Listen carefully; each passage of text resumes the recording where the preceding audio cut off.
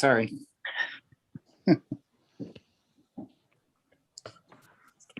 Without technology, like lost.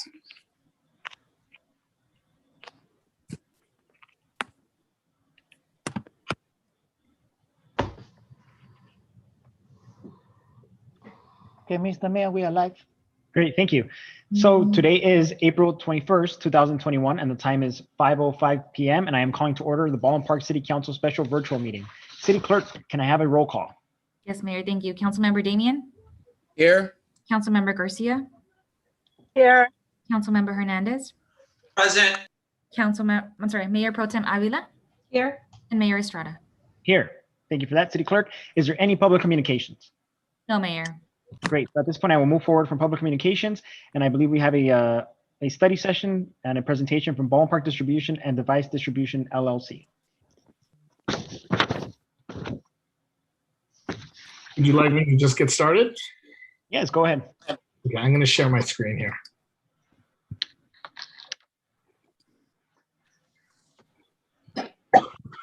Okay. Thank you so much for your time and consideration tonight. You have myself, Tony Kim. I'm the CEO of Stacks, which is a 100% subsidiary owned by a company called Ease. I'm not sure if you guys are familiar with it, so I'll just go over some high level on who we are and then get into the presentation. Ease was actually founded sometime 2014, good 6-7 years back. And it has evolved since. Back then it was definitely a different atmosphere in the cannabis world, but now it's we're 7-8 years into this now. We represent about 900 plus employees. I think we're nearing closer to 1,000 now, and the largest cannabis employer in the state. So just to kind of delineate, Ease is the tech company that came out, developed a marketplace platform.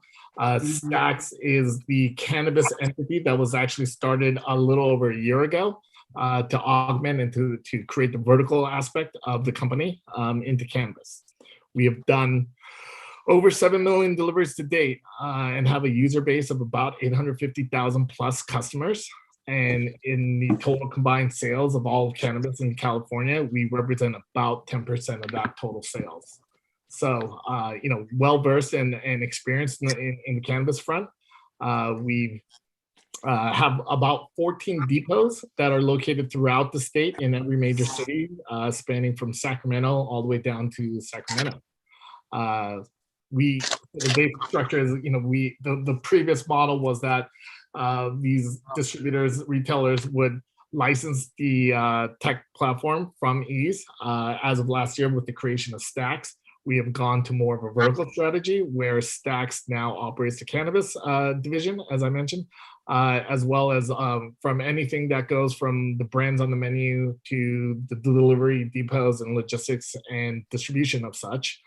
And so over the course of the last couple of years, we've gone and acquired our actual partners and now represent the actual, seed to sale model throughout California. Due to our size, and our compliance components to this, as we started becoming actually owner operated, compliance first for us. We have probably, obviously a biased statement, but I'd say we have the top compliance team in the state, made up of lawyers as well as compliance specialists that are very well versed, not only at the state level, but municipality to municipality. Because of our presence and the size of our company, we have an impact on our communities and municipalities that we operate in. And so it's been a very, very big pillar of ours to be participants and active in the social equity programs, as well as having a positive influence on the community around us. So one example of such is our Ease Momentum program. I'll let Rashad, who will go into later detail in the presentation about such, but it's a program basically to help kickstart a lot of the social equity partners that we have on the menu, as well as supply chain partners. Furthermore, understanding our local engagement has an impact, and so we have been active and made it a additional pillar of ours to get into the actual local, what's important to the local municipality and local communities around us that we are operating in, with things such as supporter, like patient rights, workforce development programs, definitely local hiring, and really just having organic positive growth of the cannabis components within those sectors. So move over into the team component to this. A little background about myself. Prior to coming over to cannabis about 4 or 5 years ago, I spent a good portion of my life, about 18 years, in the fashion industry, doing exactly what I'm doing in the cannabis side, which is developing supply chains and developing private label business for companies like Macy's and Nordstrom's. So pretty well versed in this aspect, both in whether it's in cannabis or fashion. There's a lot of similarities, but as Ease went and committed to the verticalization strategy, they brought me over as the CEO to help build this out and really develop this aspect of the business. We've partnered with Sean Seisman. He is the head of Device Distribution, a local Baldwin Park resident and operator with, decades of accurate cannabis experience. So, our spirit of working collectively with the with local members of the community, that we partnered up with Sean to help develop this opportunity. As I mentioned, our compliance team is second to none, as well as a very well-rounded team of government and community affairs members. So we spend a good amount of our allocation to these components of it, and it's we realize the importance of all these aspects as we start developing this very nascent industry. The project at hand. We are very interested in establishing our core distribution facility in the city of Baldwin Park. This is a state type 11 license type. We've identified the property and have already committed to such, located at 14030 Live Oak. What we plan on doing there is traditional distribution in the sense of as I mentioned, we have 14 delivery retail depots throughout the state, and we're looking to put in our centralized distribution center in Baldwin Park, as well as co-packing product storage components. We forecast about at scale, maybe about a year into it, that we will scale the employee head count up to about 50 plus, and the proposed kind of community fee, the licensing fee, as we've been participating in some of your city council meetings as an annual fee there. Step two in this, we've had early conversations about the possibility of setting up a delivery facility here in Baldwin Park as well, but understanding that this is the next kind of phase in contemplation from the city council perspective. So I'll put a pinhold on that. And just to give you guys a little bit of kind of background, a map here where our proposed distribution facility is. We've secured the property back in September of 2020. We did go ahead and apply for the city application in March, and subsequently filed the state application a couple of weeks ago in April. So this is a picture of the building. It is a beautiful facility that came pretty turnkey to our liking. Just kind of a little bit of a macro approach. Currently, with our 14 different retailers throughout the state, we are serviced by 20 plus different distributors, each really more on the discretion of the brands themselves. And they deliver to all 14 different locations. So the hub and spoke model that I developed in the fashion industry, using that same model to create a similar infrastructure in the city of Baldwin Park, what's traditionally known as hub and spoke, meaning all the brands would deliver to our centralized location. We would process this, onboard it, and then distribute back out to within our own network. This allows for a lot of efficiencies as well as control over such. Like I said, there's a lot of different distributors, and we don't necessarily have control over them.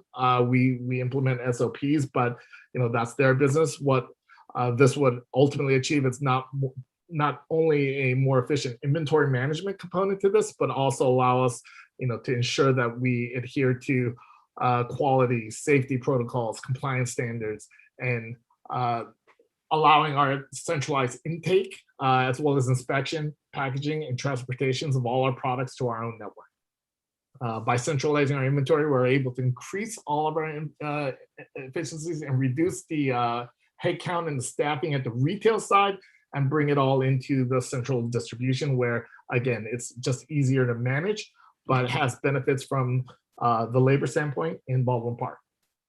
As I mentioned, we've identified the facility, started to actually pay rent on that since we did back in October.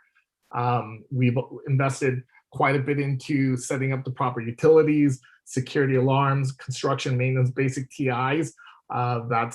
We're holding and pausing as a result of these conversations until we have clear visibility on the license, but we'll go into the caging, the ingress egress components to all it, the security system, and we brought on Mr. Andy Cerrone, who will talk about the security components later on in the presentation. In addition, in the spirit of our partnership with local Baldwin Park community, the partnership that we have with Sean is allocating 5,500 square feet of the space for him to operate his business.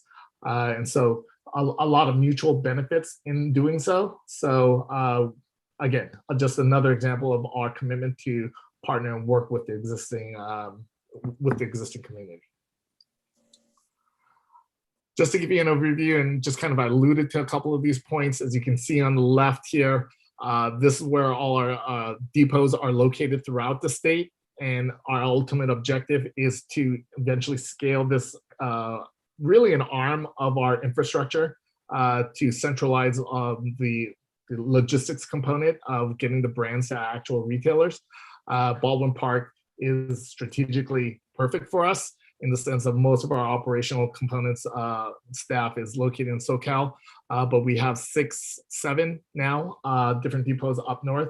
So really it would be centralizing the transportation components and logistics of SoCal, and then moving product up to the NorCal territories and then back down again. We've broken this down in 3 different phases that are also correlated with programs that we intend to hopefully run in conjunction with the city that have positive community impacts. I'll pass it over here right now to introduce Mr. Cerrone, Andy. He is our head of security, and I'll let him kind of tell a little bit about himself and his background and his expertise. Thanks, Tony. I want to thank everybody for giving me the opportunity to present along with my CEO today, and Rashad. Obviously, we're all real excited about the Baldwin Park opportunity. Don't want to get too deep into my background. Talking about myself is not one of my strong suits. But I've been doing this for about 2 decades, and in different verticals. So I started in military and the law enforcement and transitioned to the corporate world, and been doing this for a couple different companies now. I've been primarily in highly regulated industries prior to this, with data centers, Google and Amazon. So very first foray into cannabis, interesting vertical for me. And Ease and Stacks specifically brought me on at the beginning of this year with the investment that they're putting into security, right? So it's one of the big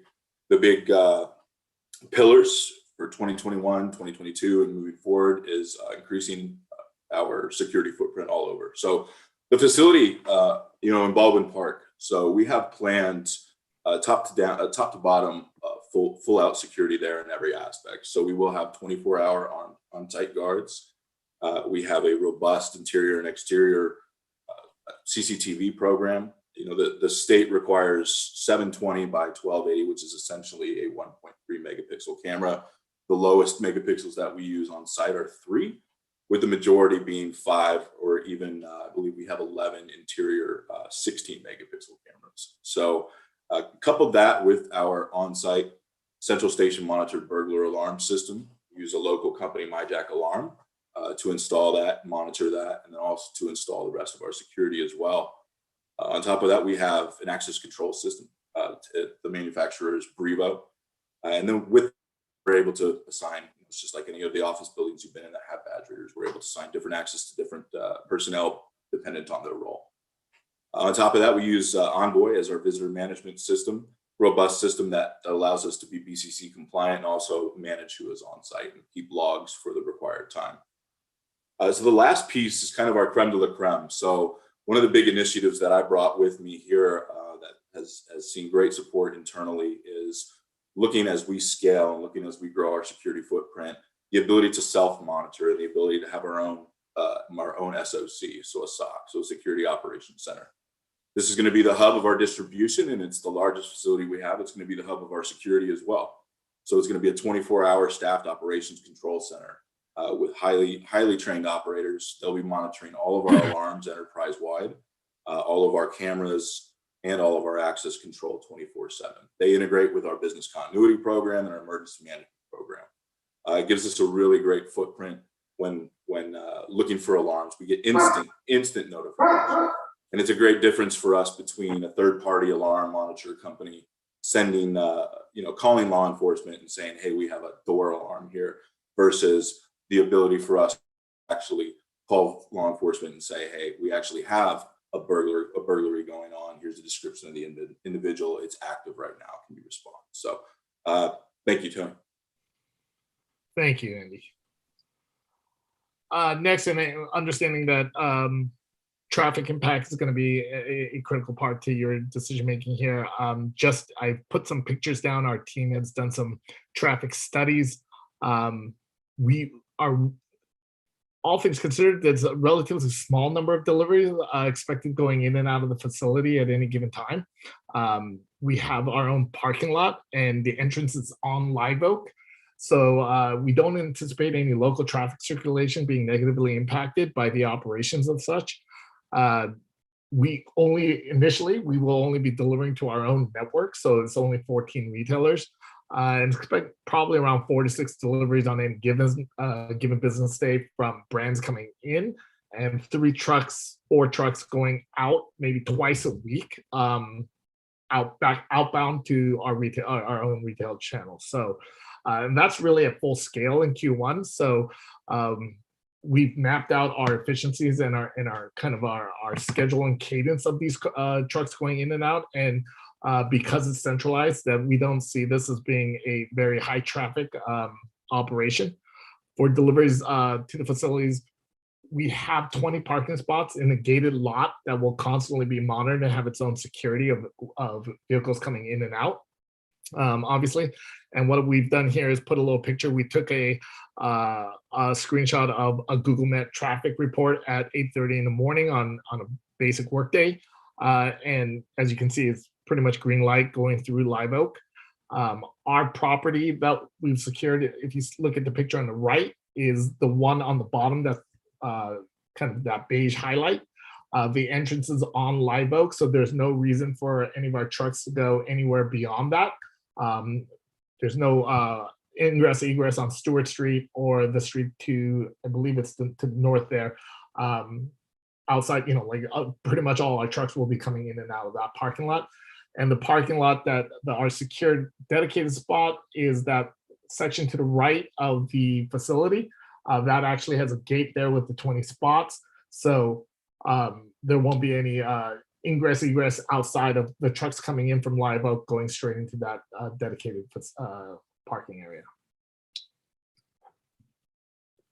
As well, and then on top of the traffic impact, our neighborhood impact, we don't see any with our activity there, any circulation issues with emergency access. There, as I mentioned, there's no rhyme or reason why any of our trucks and vans would be on any other street besides Live Oak.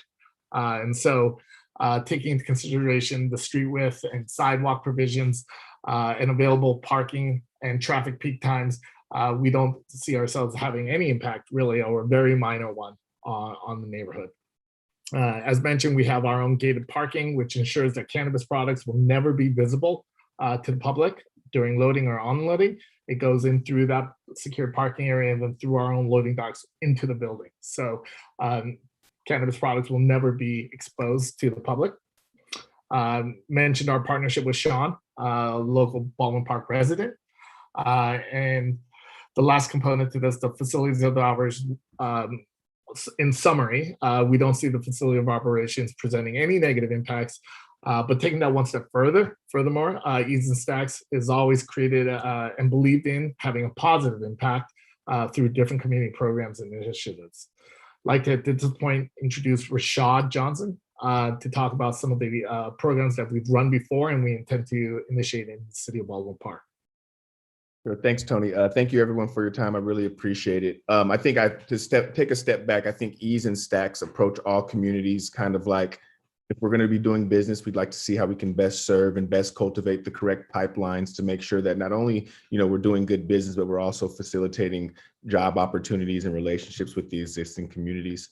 From our perspective, Ease has done a lot in relations to social equity in terms of providing and identifying small business operators from impacted communities who want to be in the space. And so up to date, we have given over $1 million and given folks, I would say, hundreds of hours of kind of support from our corporate entities, making sure their accounting and all things relative to running a business and being sustainable are provided for them. I think, we understand we're standing on the shoulders of a lot of folks who've been negatively impacted by the war on drugs, but more importantly, when it comes to communities, we like to approach it from a holistic private-public partnership. As you guys know, the cannabis industry is growing rapidly in the state, and a lot of folks from communities in and around Los Angeles want to get into it. And we think that we're a great bridge builder in terms of identifying folks and helping them get into the space where they understand the industry and can go out on their own and be sustainable business owners. I think we're more than open for apprenticeship programs. Again, I think we would love to work hand in hand with the city to identify efforts you guys are doing for workforce development and kind of connect those dots for you guys, but also from a mentorship program. I think, kids coming out of high school have not traditionally thought about cannabis as a way to get, or cannabis as an industry to get into, but as that develops more and more, I think Ease and Stacks are more than willing to support and mentor folks who want to get into the space, not to mention kind of cultivate a sense of community around the existing operators in the city currently. I think Baldwin Park, is obviously a strong community, but more importantly, I think it's an opportunity for all vendors and cannabis businesses alike to work together to make sure that not only they're making the best imprint in Southern California, but hopefully some of those products and brands can reach out to Northern California and, bring some of that, those winnings back to the city. And so I close in saying that Ease is more than willing to support and work with the city to make sure that we have a diverse, inclusive cannabis industry, and also want to make sure that we're a shining star for future businesses who plan on coming. Thanks, Rashad. You do have one more slide.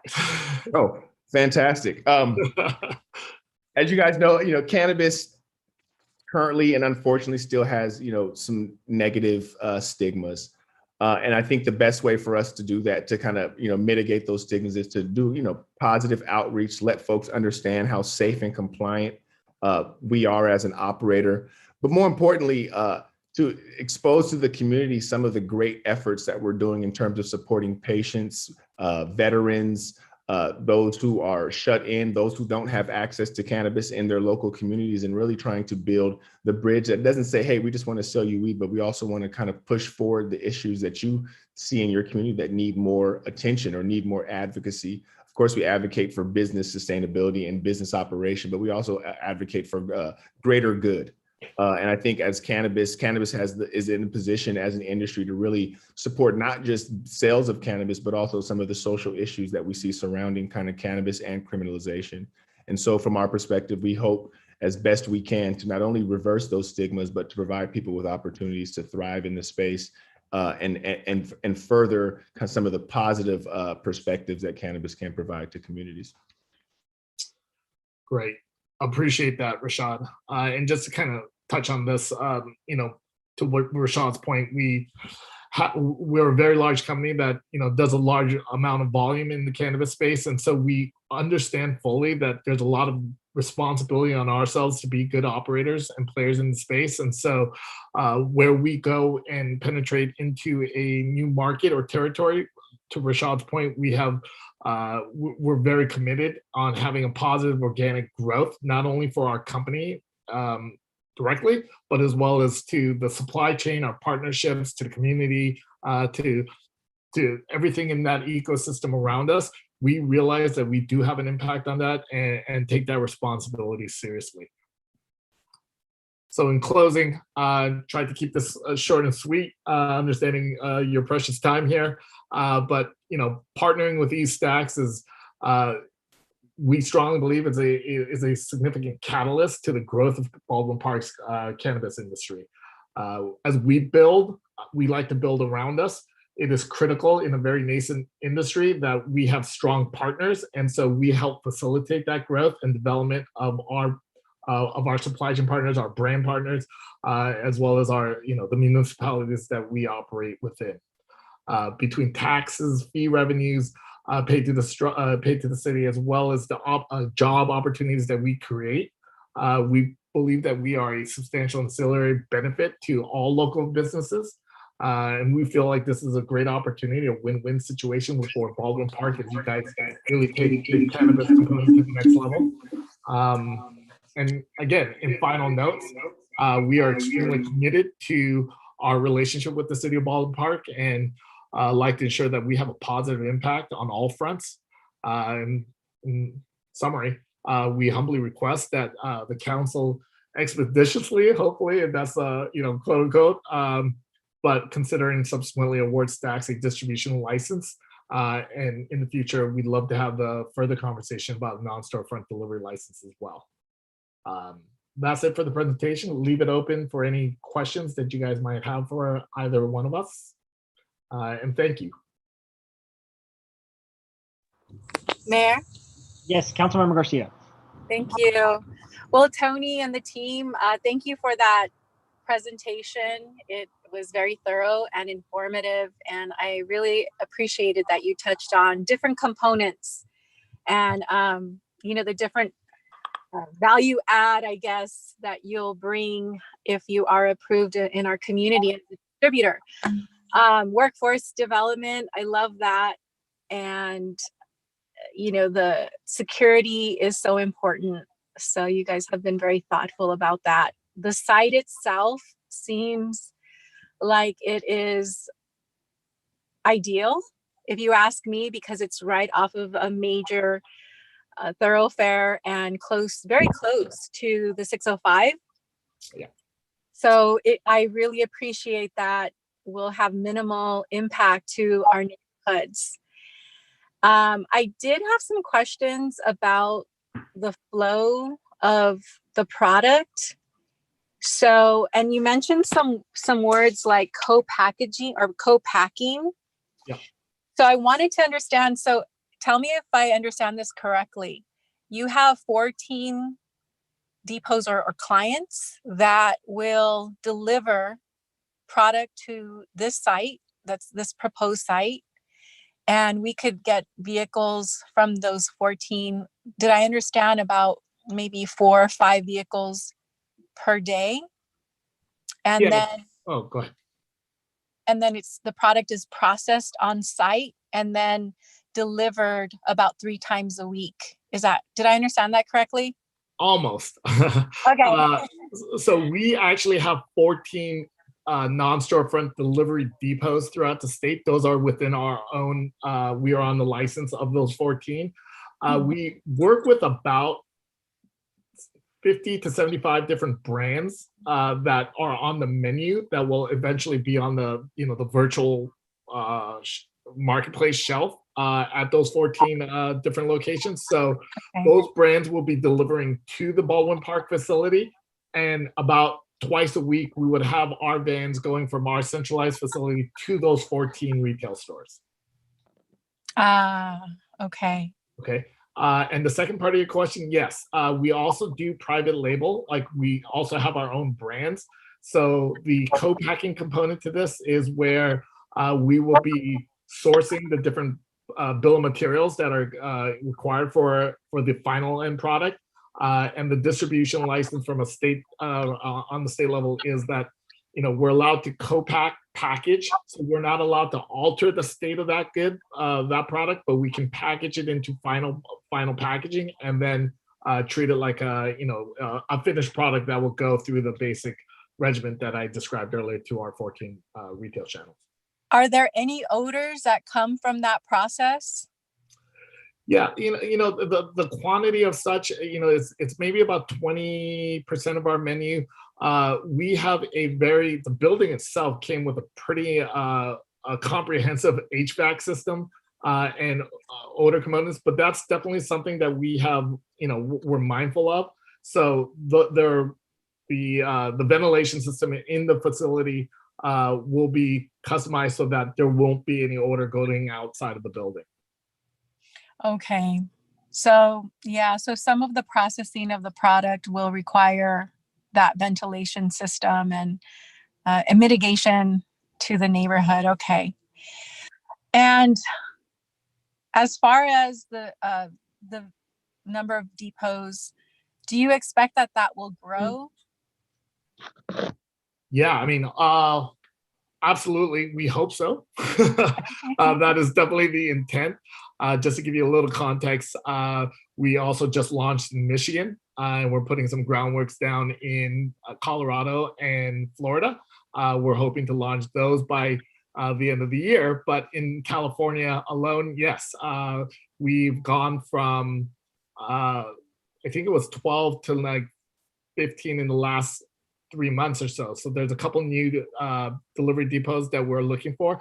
Ultimately, you know, we would like to cover the entire state in the most efficient way. And so we do a lot of studies and analytics on what's the most efficient locations to have retail depots. San Gabriel Valley is definitely one of those spaces that we would love to put a retail store. And when I say retail store, this is just to make sure this is non-storefront delivery. So there's no actual foot traffic. These are just delivery depot hubs that our drivers go out and facilitate direct-to-consumer orders. Okay, so that leads to my next question of the vehicles that will be coming in and out of the site. And like I said, I think the site really does lend itself to traffic and circulation, ingress, egress, proximity to the freeway. So I think all of that is good. And my question is, the vehicles that will be coming in and out, can you tell me what they look like as far as the size? Yeah, and Councilman Garcia, just to be absolutely clear, this facility that we're looking at right now is purely for our distribution center. It is not the actual facility that goes direct to consumer. So the description of the vehicles are these Sprinter vans and box trucks. So what you traditionally would like think about when you're talking about like a freight, you know, the Sprinter vans are, how do I describe a Sprinter van? You know, just kind of like your white van that are Is it specially kind of like customized. the Amazon delivery? Yes, scale? yes, that's perfect. Okay. It's like those Amazon vans that you see. Okay. We do not have signage on these vans, and there's compliance rules from the BCC of the security, the tracking, those components to that. So yeah, that's the extent of the actual vehicles that will be coming in and out of the distribution facility. Okay, and so your vehicles are also those Sprinter vans? Correct. Oh, okay. And then just one more question that I have on the vehicles is the security.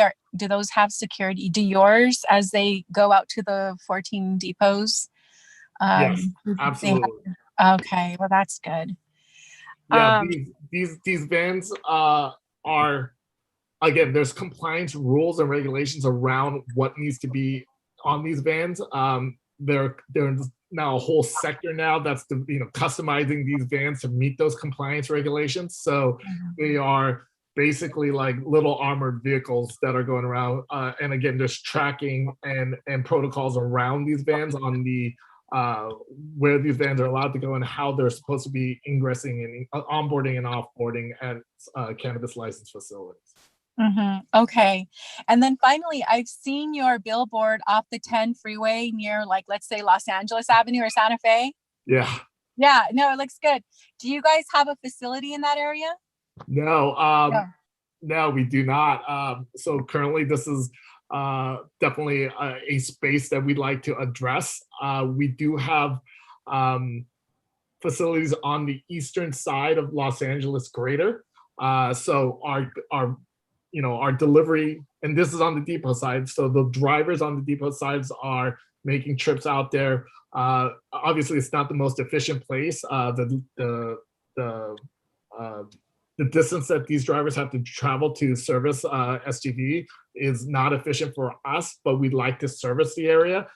So having a non-stop for delivery somewhere in Baldwin Park would be an ideal location for us. Well, thank you for that information. And like I said, I think that the location, is ideal. And if you can ensure that no odors will reach those neighborhoods, especially being that you're closer to the neighborhoods than what we allow. But you would have my support if you could just ensure that that odor is mitigated so that it doesn't impact the residential neighborhoods. Absolutely. We can present kind of the odor mitigation plan to you down the road.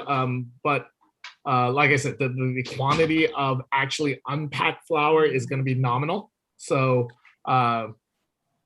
we don't foresee it. It's a 45,000 square foot facility with very thick walls. And as I mentioned, the HVAC kind of system is pretty state of the art. The landlord did a fantastic job with that. So we don't foresee that as being an issue, and we're taking all the necessary precautions to make sure that it's not. All right, thank you. Great. Does any other council member have any questions? Yeah, Mayor, I've got a couple of questions, if I may. Go ahead, Councilmember Damian. So, Tony, I've got a question. You mentioned your security, which I was impressed with the security that you have in the 24/7. Now, you mentioned about security guards. How many security guards at one point in time will you be having? I'll let Andy answer that question. Yeah, sure, I can take that. So during the day shifts, we have two different aspects to it. We have the same security guard company services both the SOC, the Security Operations Center, and the on-site guards who are dedicated to the facility. So during the day, we have two dedicated security guards to the facility during the two different day shifts. And one at night. And then we also have a 24/7 dedicated body to the SOC as well. We will also have an account manager there for that security company during the day. So the most you'll see at one time for the one facility is 4 and then minimal on 2. And would these be armed guards or unarmed? Right now we have spec'd for armed. For what, I'm sorry? We have quotes for armed currently is our plan. And then how many employees do we anticipate that you would be hiring from our community? We're forecasting out, it would look like, well, total employees that we forecast out at full scale is in the distribution center is around 50. Again, we love to do our job fairs and work development programs. The more, the better. We love to hire with locally. So there isn't a set number that we'd say specifically coming from Baldwin Park, but definitely would love to engage with whatever programs that you have, as well as initiate some of our own to hire locally. And then my last question is, you said you guys would have probably anywhere between 4 to 6 deliveries at one point in time during the day. So you would not be using Stewart at all, correct? You would only be using the Live Oak area? Correct. And then as you see, Mr. Denny, from the ingress of that component, if I can put it back up, but the ingress egress to this business facility, the park basically is coming through Live Oak, and then we have our own designated private parking with a gate that allows us to do a security check there, and the vans would be coming into our secluded area, and then we have loading dock doors within that area so that those vans can go inside and park, back into the building, so those products will never be exposed to the public. Got it. And they would be under direction that they would never be going in or out of the Stewart area, right? No, honestly, we love the location for a litany of different reasons, but one of them is the proximity to the 605 freeway. They would come right in, right out of there from Live Oak. There's no reason whatsoever for us to go anywhere beyond that. And then my last question is, you mentioned you started paying, I believe you've already paid about over $400,000 in rent, so forth and so on. Now, you mentioned you obtained the lease for this building back in October of 2020. Correct. Oh, sorry, go ahead. And when did so you applied for that lease in October of 2020, and when did you apply for the distribution license?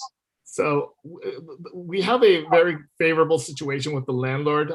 We have an option on the, so for us to commit to that lease and the property, we wanted to lock it down as we went through this process. So we have an option on that lease with the landlord. So we are paying month to month on this with the option to get out of the lease if by, knock on wood, but if something should not, if we're not able to obtain the license.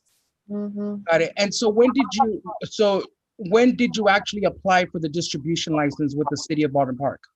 I believe it was March. March of this year. Correct.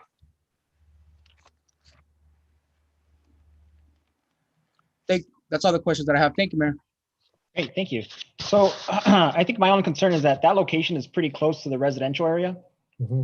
So have you guys maybe even thought about going around that area and just trying to figure out how those residents feel, and maybe just trying to get, potential buy-in from your residential neighbors? To be honest, Mayor, we have not. We've been more than happy to do a neighborhood survey. Okay, just because I know that they're right, I think, over the wall, right?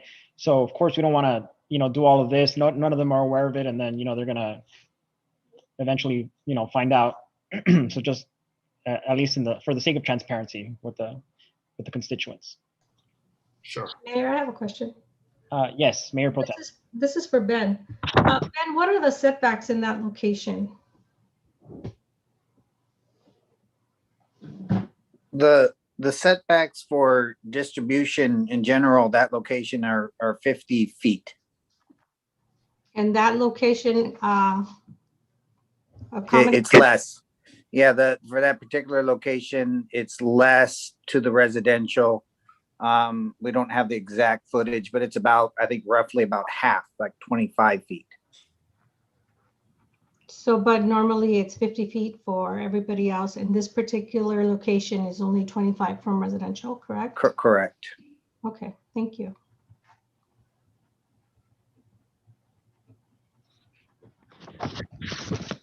Mr. Mayor, if I may. Yes, Councilmember Hernandez. Thank you. Thank you very much, Tony and team, for being here. A lot of my colleagues have, already expressed a lot of the concerns and questions that I would have asked. One of the big ones, is obviously the traffic flow. You've already addressed that.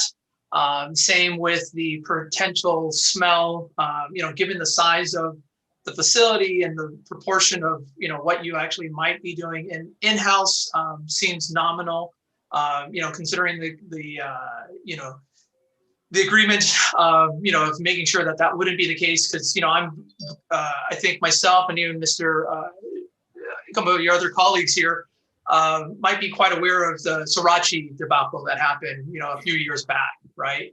And, speaking to what the Mayor Estrada also mentioned of, making the neighbors aware of, what potentially may happen. I think it's a good thing. But the one thing I would say is, given everything that you guys have talked about, I'm generally in support of, this facility, because in my view is, if anybody else was bringing in or distributing something else that's by right under the state, nobody would have to go through this type of presentation whatsoever with the city. They would be able to sign their lease and go in there and bring in smelly products, whatever that might be. And the city would have very little course of action to deal with them, to some extent, of course. However, that said, given the flexibility and the actual openness that you're trying, and, from what I've seen and speaking with your colleagues, and trying to be a good partner, not only for us, the city, but the residents, but also developing that next level of investment of workforce development, providing opportunities for folks to really get into this industry.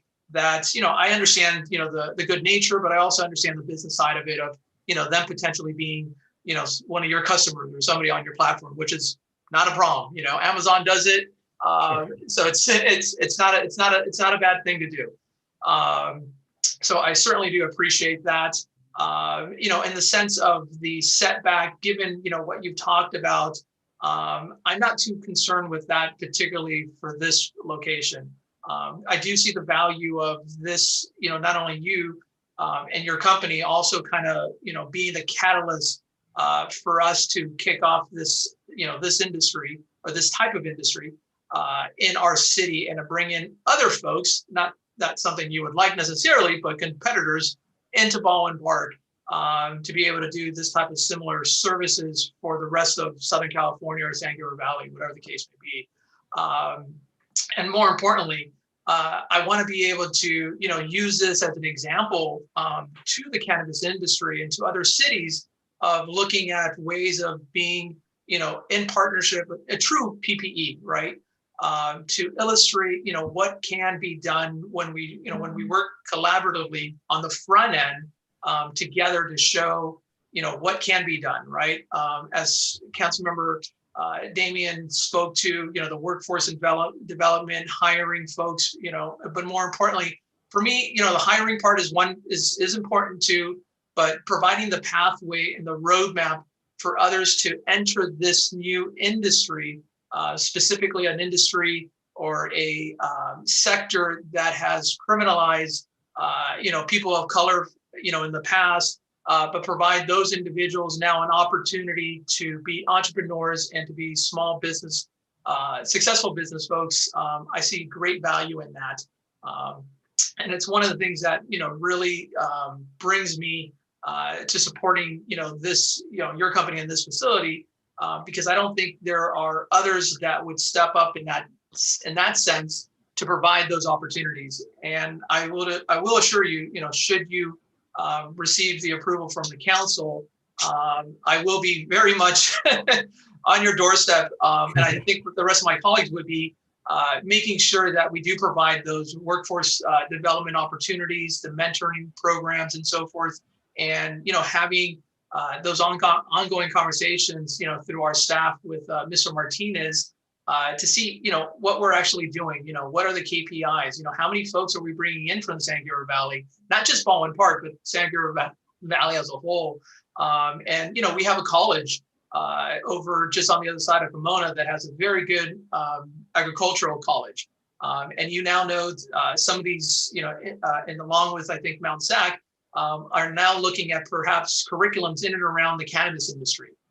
So they're now recognizing the potential of what this could be for, a different industry than what people would normally think of, growing apples, growing wine and grapes and so forth. So I'm very much interested in seeing if we could expand on that and perhaps, providing, call it a center of excellence, here in Baldwin Park, where we can do something like that on a micro level.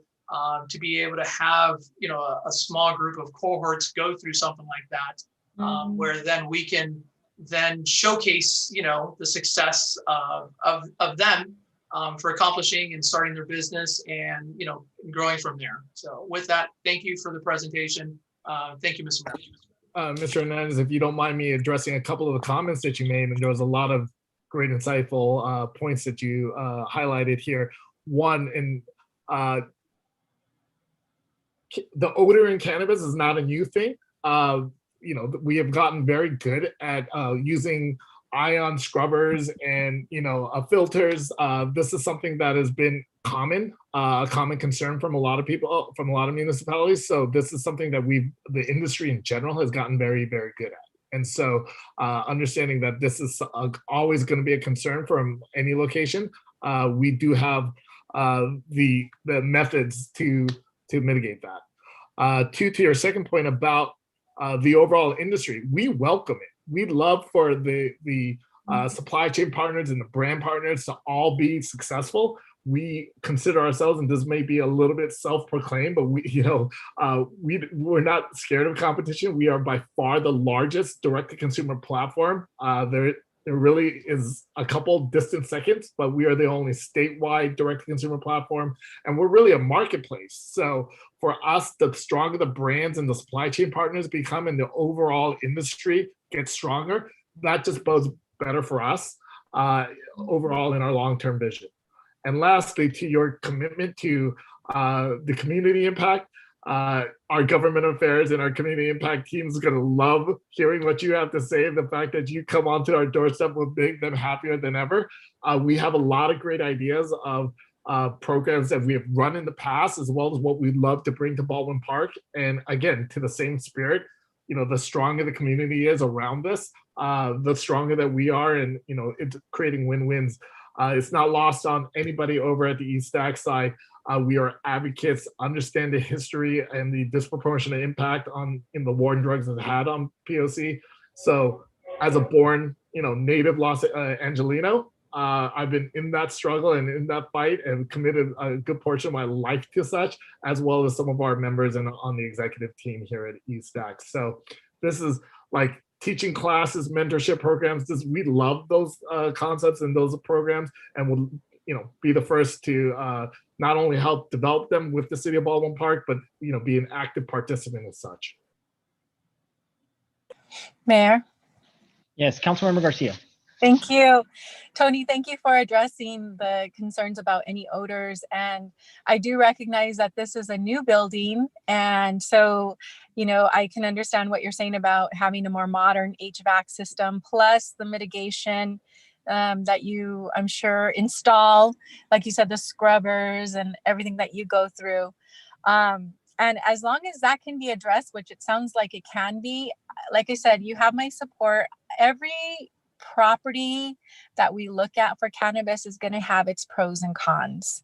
And in this case, your site is, like I said, off of a major thoroughfare, Live Oak, Arrow Highway, proximity to the freeway. There shouldn't be any direct impact as far as vehicle circulation to the neighborhood, the residential neighborhoods. And I like that, because there are some properties that met the criteria, but they may be a little bit closer inside our community, and so we're going to feel their impact more. So I just want to share that, because every property that we look at is going to have its pros and cons, and there are a lot of good things about this site. It's a new building too, and I like that. It's also next to waste management, so it's already kind of an industrial area, light industrial, that lends itself. And so, we do need to look at that. And as it is, one of the challenges that operators brought to us early on in this process is the ability to find a site. And it's already restricted. We restricted it because we didn't want the major impacts to our community. We want the benefits of the industry, but of course we don't want the negative impacts, right? So we restricted where these operators could be cited and where their companies could be approved and permitted. And so that limits us. And so I can appreciate that you were proactive in trying to secure a site while you try to get the approvals from the city. And that's really no different than what other operators were doing early on in the process, because they wanted to, participate. And without a site, you can't participate, really. You can't seek a city permit if you don't have a site, in other words. But all that just to say that, I'm looking at it from a land use perspective. I'm looking at it from a planning perspective, community development. I like the workforce development opportunities. I like the security. You guys have been very thoughtful. I like that you come to the city with a lot of experience. We stand to gain a good amount of revenues from this operation. The site is strong in so many ways. And as long as that odor can be mitigated, like I said, you'll have my support. So, Ben, how many operators do we currently have?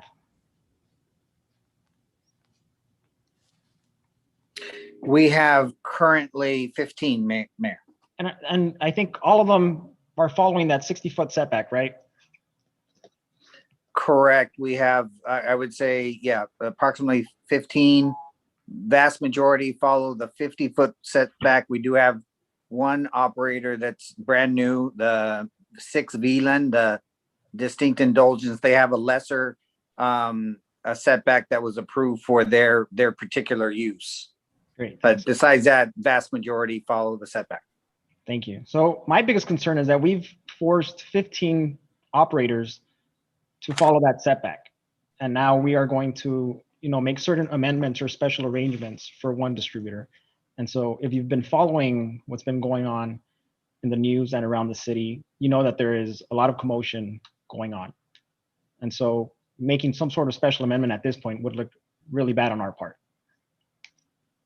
I think it's been kind of an open document to be able to see the requirements for such a facility. That's my biggest concern, and I just kind of have to air that out there. I think that's one of the biggest concerns for certain members of this council, and I think that's something that has to be deliberated and really thoroughly discussed.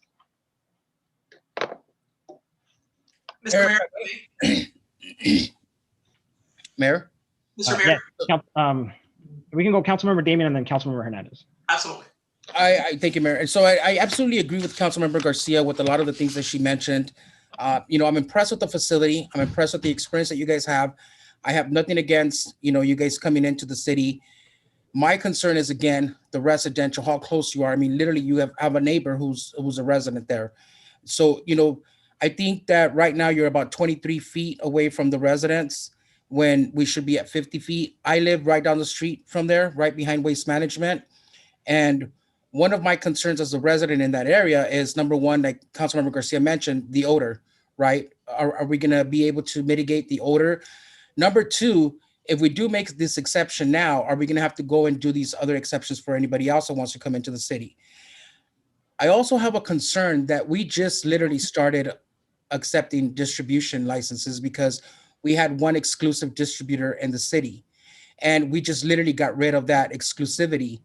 And you guys obtained this building in October of 2020, and yet applied for this particular permit last month in March. That concerns me as well. So I would really love to support this project, but I would really like for you guys to go out and do your community outreach and reach out to all of the surrounding neighbors in there and get feedback as to what it is that they feel coming there. Because if we are going to have to do some type of code amendment, then we need to make sure that we get the input from all of those residents in that area that are going to be impacted by whatever impact they may feel. We need to get their feedback before I can even say, yes, let's move forward with this project. So I would encourage, like the mayor said, do community outreach, get out there and reach out to all of us residents that live in that area. And let's get, information and feedback from the residents and see how they feel about this type of facility coming in. That would allow for me to make my decision. But right now it's really hard for me to support it under these conditions, even though I love the facility. I love the company. Everything seems great about it, but I do have my concerns at this time. Thank you, Mayor. Yes, and I believe Councilmember Hernandez. Thank you. And just for full transparency, as you mentioned earlier in your comments, the difference between the distribution, what we're talking about today, and the 15 that you mentioned is they do manufacturing, packaging, and they grow. That is a distinctive difference, and we need to make sure that we're honest, when we're talking to the community about that, and because there are differences. I've been to several of the facilities here in Baldwin Park and other locations, and there is a distinctive you could smell versus someone who does distribution only.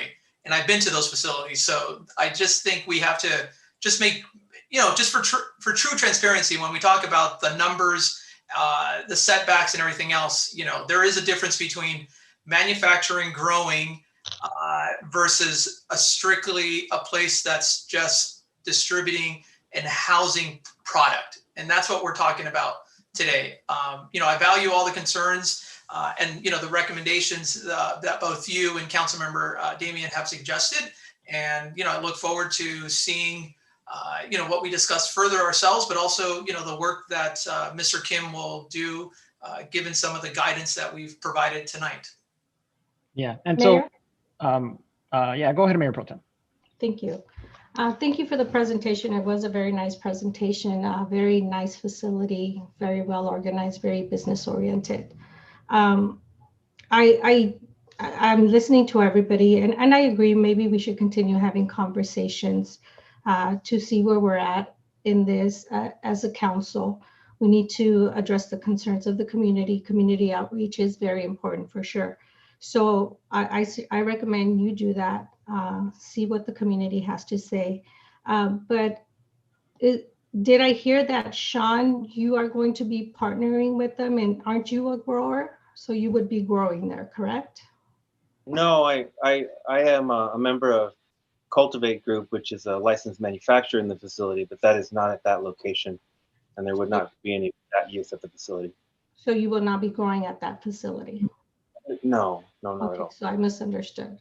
Okay, I just wanted to clarify. But again, great presentation, but I do want to discuss this further and get to listen to our residents. As Council Member Damian said, he also lives in the area. So I would like to hear what they have to say, since the setbacks are half of what is required. And it is a different facility. You're right, Mr. Hernandez. But I would like to hear what our residents have to say about the facility being so close to them. Thank you. Thanks. Yeah, and so my concern is not the type of facility that it is. My concern is that there is more value in this facility than there would be in a growing house, right? So I would assume, and if I'm wrong, then I'm wrong, but a pound of finished product, edibles, vapes, cartridges, whatever it may be, is much more valuable than a pound of plant, right? Because it's already finished. There's more density in there. There's more product in there. It's easier probably to, it's going to be a more attractive product. So we want to make sure that, of course, we're not endangering any of our constituents. I want to make sure that we have buy-in from that area, from those residents. I also want to make sure that our chief and our police department are involved in that process so that they feel safe, right? So at the end of the day, if something were to happen, of course we don't want that to, but if something were to happen, it's going to be our police that are going to be responding to that, and they need to feel comfortable with the situation. So, I am a big supporter. I fully support opening up our distribution and looking into delivery. I agree with you on the equity part. Cannabis has hurt families that look like you and me, families that live in this area, this community, and this city, and all of the valley. And so, now that we have an ability to legalize it and make revenue off of it, we should be looking at how this is going to benefit our community, right? What resources we can bring in, what programs we can bring in besides jobs, what recreational activities we can bring for the youth, so that working class families no longer have socioeconomic barriers to living a better life and gaining better skills, right? And so I agree on all of you. I agree with all of you on all of that, but I just want to make sure that we are able to really stand by our decision when we make this decision. So, I'm all for it. I just want you to do your due diligence, and of course, make sure that our staff is involved. And as I said, our chief and our police departments, that they feel comfortable, when they have to make a response to this call. Sure. And if I may address 2 points that you just brought up there, from a security standpoint, this is going to be our centralized distribution center. So yes, the value of the product that's inside this facility is obviously very valuable to us, not only from the cost of it, but just from the entire network. So our intent with this, and it is of our utmost importance that this is Fort Knox for us, the security, what we're willing to commit, or going to commit to making sure that this is as secure of a facility as possible, coupled with the BCC compliance components to this. Not only will the facility itself be have a very comprehensive security system, but once you get inside as well, all product gets locked into DEA cages, so that there's this extra added component. They will have their issues getting into this facility, and even if they did, they will have another layer of having to actually try to get some product out. The second point that I wanted to address is on the community survey. Is there a neighborhood council, or what would be the traditional methodology of doing the neighborhood survey? So there is no neighborhood council, so I think you might just have to reach out to the area. I don't know, Shannon, do you have any ideas on how that can be accomplished? Yeah, Ben can comment this on a little bit more, but he has helped developers. They can send out mailers. We can help them host a town hall meeting. We can send out postcards. There's various options that we have available. I would just add direct contact, walking the neighborhood and knocking on doors, but all the above. Okay, appreciate it. Mayor, if I may. Yes, Councilmember Damian. I think that maybe like a virtual kind of like a town hall or something would be great. That way you can actually get people who would be willing to ask questions and give feedback. Now, I understand, Mr. Kim, that you guys are already paying, and I take that into consideration. So Ben, if we can move on this as soon as possible, that way we can get that community outreach out there ASAP. And maybe hopefully we can, I know I'm probably pushing it, but maybe hopefully we can bring it back at the next council meeting 2 weeks from today. I don't know, Ben, Shannon, if that's doable with the timeline, but just a sense of urgency, because I understand that they're paying month to month. That way we get the community feedback as soon as possible. And then that way we can go ahead and proceed to make the decision, because I would hate to, I also put myself in their situation, and I would hate to prolong it for them longer. So let's just kind of get all of our ducks in a row and bring back all that feedback. Let's get that community outreach as soon as possible. That way we can bring it back as soon as we can. Yeah, I think that's definitely possible. We would ask the operator to do the legwork, the mailings and that type of thing. And, we could host it at one of our facilities. I guess it's going to be virtual, but we could host it through Zoom and provide that information. Great. And then I believe you've already hit your first neighbor right here, right? Councilmember Damian. What, I'm sorry? I said they've already hit their first neighbor, you, right? Yeah, yeah, I was the first resident to get feedback. So one down, like maybe 50 to go. So you're good. You're on a good start. We're hoping to have your support there. Of course. So, as long as the process is transparent, as long as we, let the community know what's going on and buy-in, of course, it's just a matter of being, informative and really getting that community buy-in from that area. Sure. Yeah, if I may, I look forward to meeting a few more of the neighbors. So that's something we can get on really quickly. Good. Yeah, with Sean here, we have 2 down. There you go, 2.